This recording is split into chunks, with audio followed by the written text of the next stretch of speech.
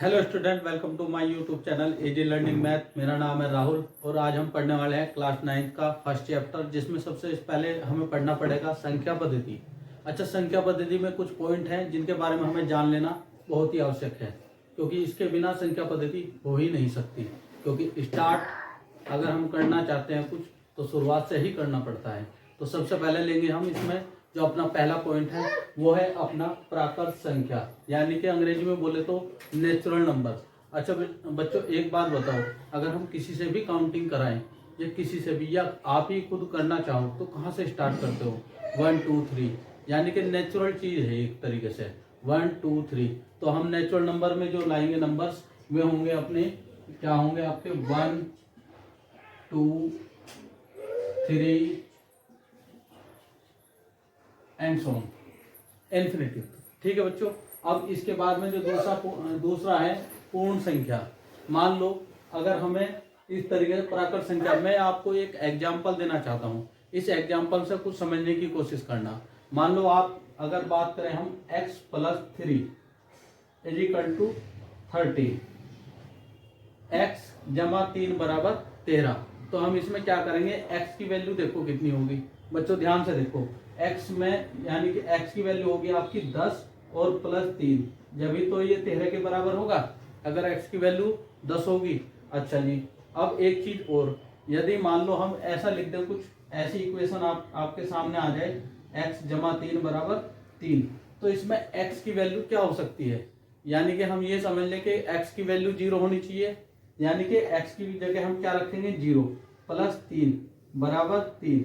यानी कि हमने एक चीज देखा कि x की वैल्यू जो थी वो हमें 0 की जरूरत पड़ी x के लिए। ठीक है, तो इस इक्वेशन को सोल्व करने के लिए तो हम सबसे फिर हमें जरूरत पड़ी कि भैया इसमें तो पूर्ण संख्याओं में, यानी कि जो हमारा प्राकृत संख्या थी, इसमें हमें 0 भी लेना चाहिए। जब हमने इस प्राकृत संख्या में 0 ऐड किया तो आपकी संख्या जो बनी वो इस तरीके से बनी, 0 1 2 3। ठीक है बच्चों, आया समझ में? 0 की क्यों रिक्वायरमेंट हुई और आपको पूर्ण संख्याएं क्यों बनानी चाहिए?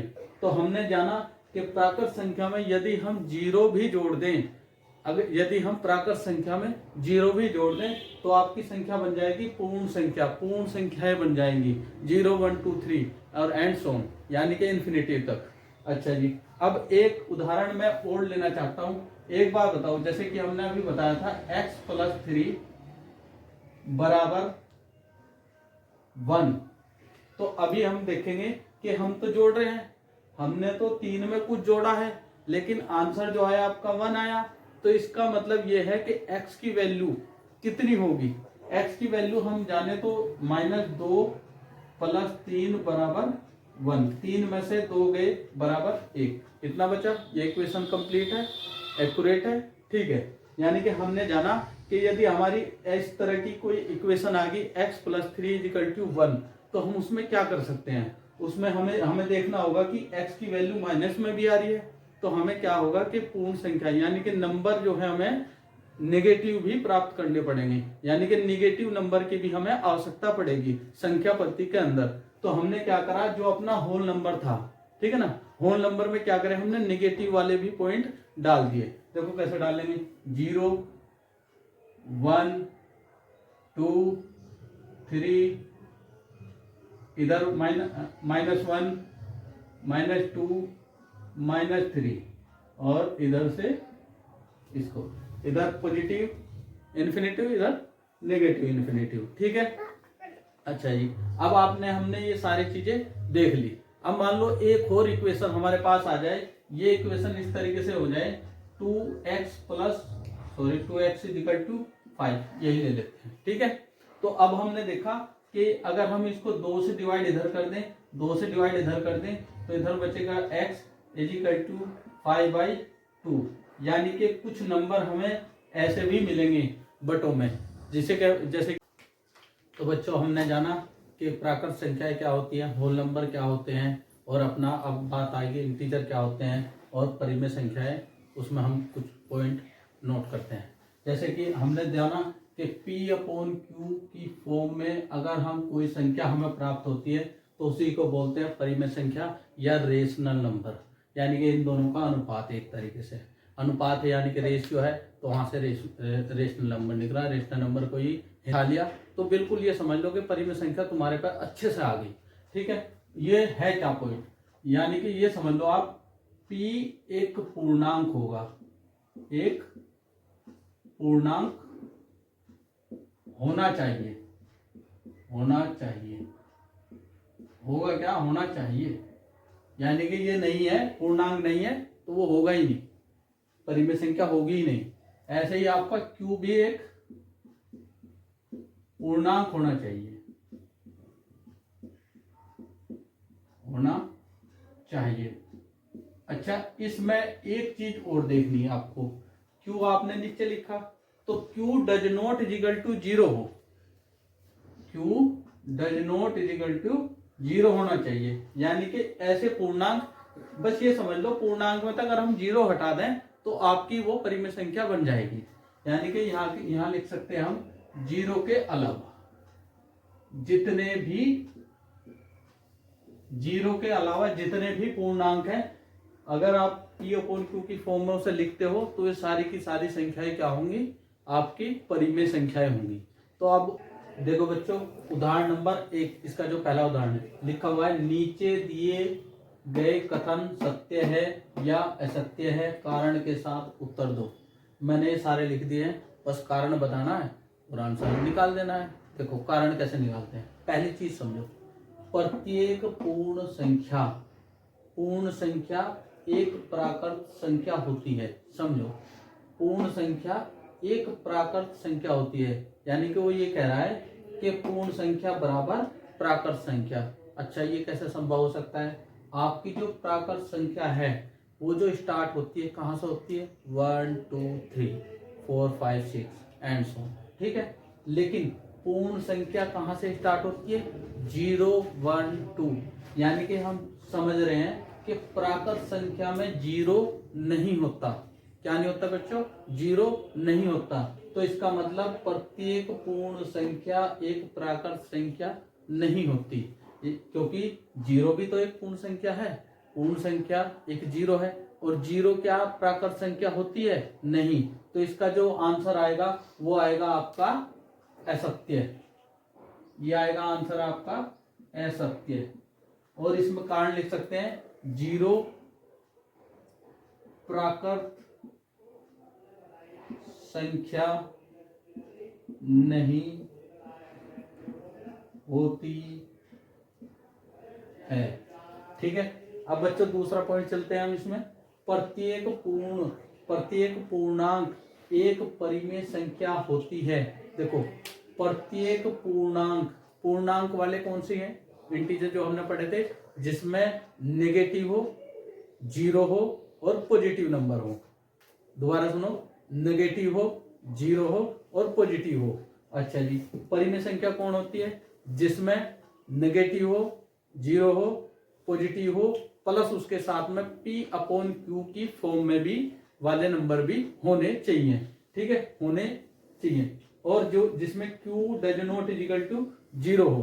तो हम थोड़ा सा समझ जाए कि प्रत्येक पूर्णांक एक परिमेय संख्या है। हाँ है, क्योंकि देखो समझो, पूर्णांक मान लो पूर्णांक आपका 3 है, माइनस के 3, ये पूर्णांक हो गया, ये तो परिमेय संख्या में है। ठीक है, अगर आप मान लो पूर्णांक संख्या आपका 2 है, ये क्या है, पूर्णांक है, ये भी इसमें है। ठीक है ना, तो हम कह सकते हैं कि ये सब दोनों पूर्णांक है और ये परिमेय संख्याएं हो सकती है, क्योंकि हम इनको p/q की फॉर्म में लिख सकते हैं। कैसे लिखेंगे बच्चों, देखो अपोन में 1 लगा दो, इसके भी बटे 1 लगा दो। देखो ये भी पूर्णांक, ये भी पूर्णांक, 0 तो नहीं लगाया हमने, ये भी पूर्णांक और ये भी पूर्णांक, यानी कि हम किसी भी पूर्णांक नंबर को परिमेय संख्या बना सकते हैं नीचे 1 लगाकर। ठीक है, तो ये क्या हो जाएगा बच्चों, सत्य, और कारण क्या है हमने दे दिया ये आपको। ठीक है ना, दोनों पूर्णांक है। अब हम बात करेंगे, प्रत्येक परिमेय संख्या एक पूर्णांक होती है। देखो परिमेय संख्या कौन कौन सी हो सकती है, आपकी p/q की फॉर्म में होना चाहिए और q does not equal to 0 भी होना चाहिए। ठीक है बच्चों, तो यानी कि अगर हम बात करें -2/4 या 2/4, ये तो गलत हो जाएगा थोड़ा सा, -1/5, इसकी बात करें हम, -1/5 एक परिमेय संख्या है, हाँ है। एक और ले लेते हो 3/7, ठीक है, ये भी परिमेय संख्या है। अब इसमें आप ध्यान दो कि ये वाली चीजें पूर्णांक में होती है क्या? पूर्णांक में भिन्न वाली चीजें होती ही नहीं। उसमें क्या होता है, नेगेटिव नंबर्स, 0 और साथ में होता है उसके पॉजिटिव नंबर्स, ठीक है। तो ये चीजें होती नहीं। अब हम चलेंगे इसके दूसरे वाले उदाहरण में, उदाहरण नंबर 2। ओके बच्चों, अब हमारा आ गया एग्जाम्पल नंबर 2। इसमें देखते हैं 1 और 2 के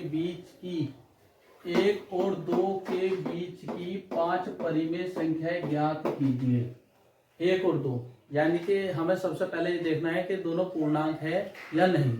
तो जो आपका जो पहला नंबर दिया है इसमें r, ये भी बच्चों एक पूर्णांक है, और ये जो दूसरा दिया नंबर है ये भी एक पूर्णांक है। और हमें किसके फॉर्म में लेकर आना है? परिमेय संख्या की फॉर्म में। अच्छा, परिमेय संख्या होती क्या है? जिसको हम P/Q की फॉर्म में लिख सकते हैं, यही तो होता है। और जहां Q does not equal to 0 हो, ये दो ही तो कंडीशन है इसकी परिमेय संख्याओं की। अच्छा, सबसे पहले हम इसमें लेंगे P/Q की फॉर्म में लिख देते हैं। तो हमने पहला भी पूर्णांक और ये भी पूर्णांक, यानी कि P जो है आपके पूर्णांक है, तो Q इसमें हमें ऐसा लेना पड़ेगा जो पूर्णांक हो। वो आसान है बहुत ही। इसके नीचे 1 लिख देते हैं, इसके भी नीचे बच्चों 1 लिख देते हैं। लिख लिया। अब कितनी संख्याएं ज्ञात करवा रहा है वो? 5। कितनी संख्या है? 5। तो 5 संख्या इनके बीच की निकलवा रहा है। तो हम क्या करेंगे, 5 + 1 कितने बच्चों? 5 + 1। यदि 5 संख्याएं निकलवा रहा हो तो 5 + 1 यानी कि 6। अगर 6 निकलवा रहा हो तो 6 + 1 यानी कि 7। तो हमें निकलवा रहा है 5 परिमेय संख्याएं। 5 में 1 जोड़ देते हैं, कितने हो गए बच्चों? 6।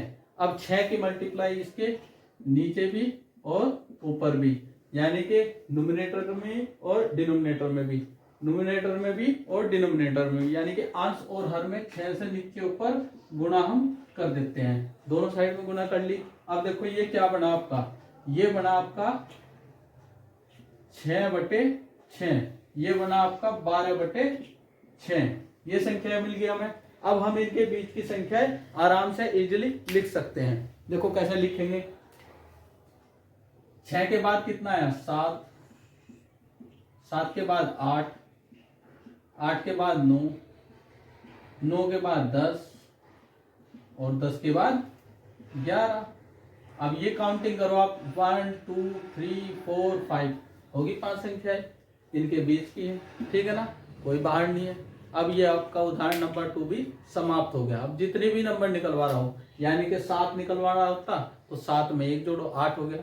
8 के न्यूमरेटर में भी और डिनोमिनेटर में भी, दोनों में गुणा कर देनी, इधर भी और इधर भी। बस एक ध्यान रखना, इस जो आपको ये बताया, ये टेक्निक बताई, इसमें क्या करना है आपको। ये जो फर्स्ट टाइप है, एक्चुअली हम इसको 2 तरीके से निकाल सकते हैं। तो पहला तरीका है, अच्छा है, ठीक है, कोई दिक्कत नहीं। दूसरा तरीका भी अगर जानना चाहोगे तो कमेंट में लिख देना, मैं वो भी बता दूंगा।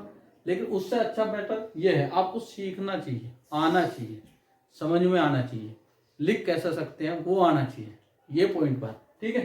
तो अगर 7 करा है तो 7 नोट कर लीजिए। अच्छा, बात क्या थी? बात यह है कि आपका जो हर का पोर्शन है, यानी कि जो Q है, वो दोनों का बराबर होना चाहिए। अगर नहीं है तो सबसे पहले हमें हर को बराबर कर लेना है एलसीएम लेके। अगर क्वेश्चन आएगा तो मैं उसमें क्लियर कर दूंगा, ठीक है। अब हम करेंगे प्रश्नावली 1.1 को, ठीक है। कैसे करते हैं? क्वेश्चन नंबर 1 है, क्या शून्य में संख्या है? क्या इसे आप P/Q के रूप में लिख सकते हैं? वो ये पूछ रहा है कि 0 एक परिमेय संख्या है या नहीं है। तो आप देखो, 0 को अगर हम लिखें तो 0 को हम ऐसे लिखेंगे, ठीक है ना। और परिमेय संख्या का फॉर्म क्या है? P/Q की फॉर्म में, ठीक है। अच्छा, P आपका 0 हो सकता है, कंडीशन क्या है? P एक पूर्णांक है, कंडीशन है आपकी P एक पूर्णांक होना चाहिए, जो उसमें दे रखा है, ठीक है, होना चाहिए, जो कि आपको क्वेश्चन में दे रखा है, ठीक है। और Q भी आपका एक पूर्णांक होना चाहिए, पूर्णांक होना चाहिए।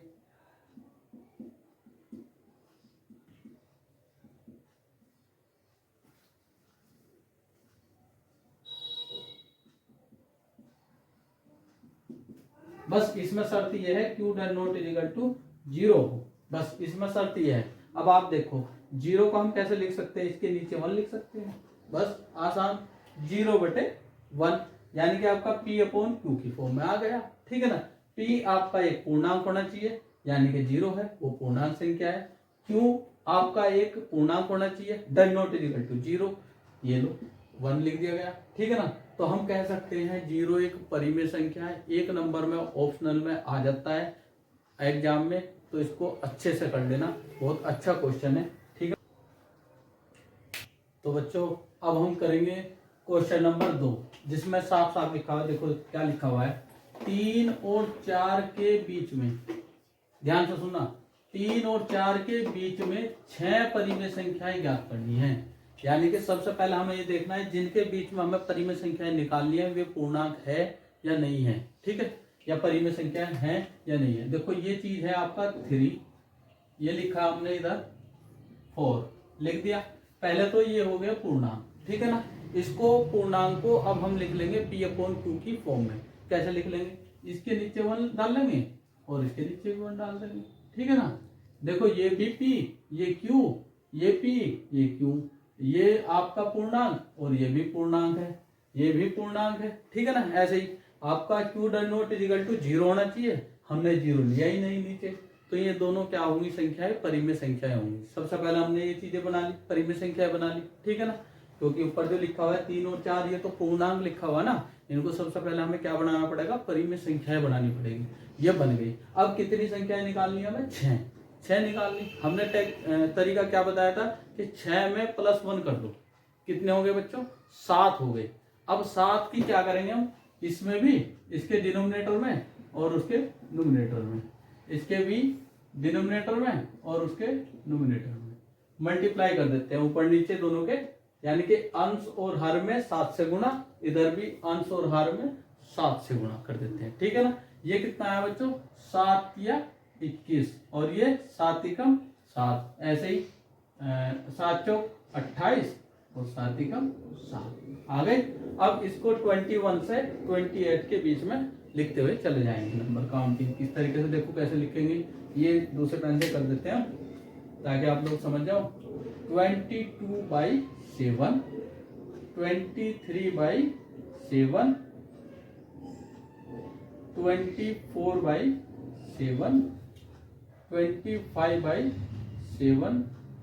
26/7, 27/7। काउंटिंग करो, देखो कितने हो गए, 1 2 3 4 5 6, ठीक है। 6 नंबर निकाल लेते, 6 नंबर, ये सारी की सारी क्या है, परिमेय संख्या है। 6 नंबर निकाल लेते, हमने निकाल दिया। आया बच्चों समझ में, कोई दिक्कत कोई परेशानी कुछ भी हो तो कमेंट में आप लिख सकते हैं, ठीक है बच्चों। अब इसका क्वेश्चन नंबर 3 है, इसमें देखना है 3/5 और 4/5 के बीच 5 परिमेय संख्याएं ज्ञात कीजिए। दोबारा देखो, 3/5 और 4/5 के बीच 5 परिमेय संख्याएं ज्ञात कीजिए। यानी कि ये सेम क्वेश्चन है, ठीक है ना, उदाहरण भी सेम था, ये भी सेम है, ये भी सेम है, बस छोटी सी इसमें ये है कि हमें सबसे पहले इसमें परिमेय संख्याएं बनी हुई दे दी गई, तो हम लिखेंगे वही तरीका अपनाएंगे। 3/5 इधर लिखा और 4/5 इधर लिखा, ठीक है ना। अब हम देखेंगे ये भी पूर्णांक, ये भी पूर्णांक, 0 नहीं है नीचे, तो ये आपकी होगी परिमेय संख्या, ठीक है। चेक कर लेते हैं, ये भी पूर्णांक, ये भी पूर्णांक, ठीक है ना। ये 0 नहीं है तो हमने देख लिया कि ये दोनों परिमेय संख्या तो हैं, ठीक है। यहां तक तो हो गया। अब हो गया हमारा क्या, 5 परिमेय संख्याएं, कितनी निकाल ली, 5। 5 में 1 जोड़ दो, कितना हो गया, 6। 6 के ऊपर नीचे गुणा कर दो, बस सिंपल सा तरीका है, 6 से ऊपर नीचे गुणा कर दी, दोनों तरफ कर देते हैं बच्चों, ठीक है। इसकी गुणा करके आएगा 6 के 18 और 6 पंजे 30, इसकी गुणा करके आएगा 24/30। दोनों के हर समान है, ये ध्यान रख लेना, जब हर समान होंगे तब ये तरीका यूज होगा। इससे पहले अगर हर समान नहीं है तो हमें सबसे पहले एलसीएम लेकर उसका हर समान कर लेंगे, ठीक है ना। ओके बच्चों, ये कितना होगा, 18/30 और 24/30। तो अब हम इसको बढ़ते हुए क्रम लिख देंगे, ठीक है ना बच्चों। जैसे कि कैसे लिखेंगे, ये हो गया 19/30, 20/30, 21/30, 22/30 और 23/30। काउंटिंग करो, 1 2 3 4 5। कितनी संख्या होगी? 5, और 5 ही तो निकालनी थी। ये अपनी क्या होगी? 5 संख्याएं होंगी इनके बीच की। ठीक है बच्चों, ओके। अब हम चलते हैं नेक्स्ट क्वेश्चन पर। ओके बच्चों, अब हमारा नेक्स्ट क्वेश्चन है क्वेश्चन नंबर 4। इसमें लिखा हुआ है नीचे दिए गए कथन सत्य है या असत्य है, कारण के साथ उत्तर दो। इसमें भी सत्य और असत्य बताने, जैसे एग्जाम्पल 1 था इसी तरीके का सेम क्वेश्चन है बिल्कुल। उसमें कुछ नहीं करना, बस थोड़ा सा ध्यान से पढ़ना, बहुत ध्यान से। देखो कैसे करेंगे। प्रत्येक प्राकृत संख्या, किसकी बात करें? प्राकृत संख्या यानी कि नेचुरल नंबर। नेचुरल नंबर क्या होते हैं वो पता होना चाहिए, 1 2 3 4, ठीक है ना। ऐसे ही एक पूर्ण संख्या, पूर्ण संख्या क्या होती है? 0 1 2 3 होती है। अब दोबारा पढ़ो, प्रत्येक प्राकृत संख्या 1 2 3 एक पूर्ण संख्या होती है। बिल्कुल होती है। आपके जितने नंबर प्राकृत संख्या में आते हैं, जैसे 1 हो गया वो पूर्ण संख्या होता है, 2 हो गया पूर्ण संख्या होता है। सारी चीजें क्या होती है, इसमें जितने भी नंबर होते हैं वे सारे क्या होते हैं? पूर्ण संख्या होती हैं। तो हम लिख सकते हैं कि आपका जो जितने भी प्राकृत संख्या, ये हो गया आपका सत्य। ये आंसर हो गया बच्चे, इधर लिख देते हैं सत्य, ठीक है ना। क्योंकि प्राकृत संख्या आपको यहां लिख देते हैं हम 1 2 3 सभी संख्याएं पूर्ण संख्या होती हैं। संख्या होती हैं, इसलिए कथन कैसा हो गया बच्चों? सत्य हो गया। अब हमारा दूसरा पॉइंट चलेगा, प्रत्येक पूर्णांक। पूर्णांक समझना, जिसमें नेगेटिव हो, 0 हो और पॉजिटिव वाले नंबर हो, ठीक है ना। पूर्ण, एक पूर्ण संख्या होती है। अच्छा, छोटा सा एक उदाहरण लेते हैं। इसमें हम बिना कारण का मतलब है एक एग्जाम्पल लेकर बताना, ठीक है। तो एक प्रत्येक पूर्णांक, अब ऐसे ही मान लो जैसे -5 है, पूर्णांक है तो क्लियर सी बात है।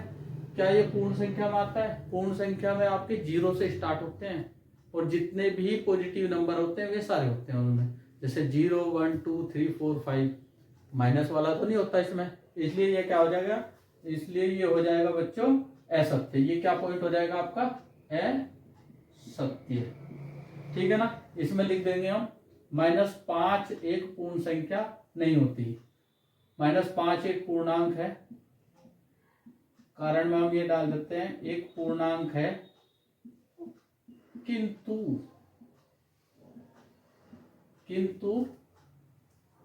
पूर्ण संख्या नहीं है। पूर्ण संख्या नहीं है, इसलिए कथन कैसा है? असत्य है।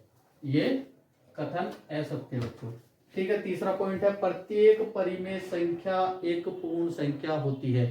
परिमेय संख्या, परिमेय संख्या क्या होती है? P/Q की फॉर्म में। P भी आपका पूर्णांक होना चाहिए और Q भी आपका पूर्णांक होना चाहिए, लेकिन Q does not equal to 0 होना चाहिए, ठीक है ना। 0 के बराबर नहीं होना चाहिए। अब हम ऐसे ही इसमें एक एग्जांपल लेते हैं, जैसे कि लेते हैं 3/5 ले लिया हमने। ये एक परिमेय संख्या है, यह एक परिमेय संख्या है। अब ये बताओ, 3/5 ले लिया, यह एक परिमेय संख्या है, ठीक है। क्या ये पूर्ण संख्या में भी है? पूर्ण संख्या कौन सी होती है? 0 1 2 3 4 5। इसमें तो बटे वाले नहीं होते, इसमें भिन्न वाले होते ही नहीं, रेशनल होते ही नहीं इसमें, ठीक है। तो हम लिख सकते हैं, लेकिन ये कैसे नहीं है? लेकिन यह है पूर्ण संख्या नहीं है, ठीक है बच्चों। पूर्ण संख्या नहीं है, इसलिए कथन कैसा हो जाएगा भैया? ये कथन हो जाएगा आपका असत्य, ठीक है बच्चों। इसी के साथ ये तुम्हारी जो एक्सरसाइज 1.1 है ये आपकी आज समाप्त हुई। नेक्स्ट वीडियो में मिलते हैं बच्चों।